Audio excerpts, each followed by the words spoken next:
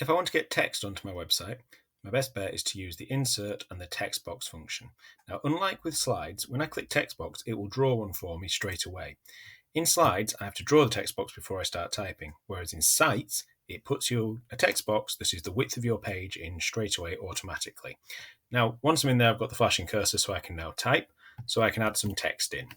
So there we go, I've got my text, and because it's a text box, I do have some options for formatting. I can make my text bold.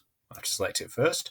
So I can make it bold or italic. I can adjust the orientation of it to make it central or to put it justified or to the right-handed. I can also number it or bullet point it. By using the link function, I can make this into a hyperlink taking me somewhere else. So that's where the text will be displayed, and I can just put in a link to another website or another page on my own website and apply a hyperlink that way. So there's lots of different options there. When I click away from it, the text box disappears. But if I click back on it, you'll see it highlights the text box again. Now, if I want to move my text box around, I've got a number of different options. I can use the handles on the sides to resize it. And notice it gives the structure lines of the website, which mean I can limit it to exactly which size I can make it. I can't make it precisely what I want, but it'll snap it to those nearest lines. So that looks like quite a good fit. Equally, I can use the grab bar, and that'll move the entire section. So I could combine a picture with this or another section or another text box, and then using that I can move the whole thing. So this one makes sense to go up near the top, and the blue line shows me where I'm dropping it.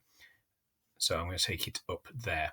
Now I'm going to drag it out to make it across the whole page again, because I'm going to have this as my title, I've decided.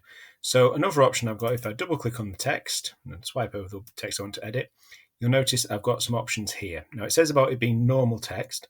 This basically is my option for size. If I click in that, it gives me the option to make it into a title, a heading, a subheading, or small text. Making it a title will make it bigger and will give it a slight bit of colour to it. Now I don't have much control over the colour of the letters. That comes in through themes later on to make sure that the website is coherent and you don't have individual letters all being different colours. So those are my options: title, heading, subheading, just slightly smaller. Remember that the title, heading, and subheading also behave slightly differently when we start using tables of contents later. Again, that's the text box. I can drag it around, I can move it around, I can make it different sizes, but that is how I can get text onto my page using a text box.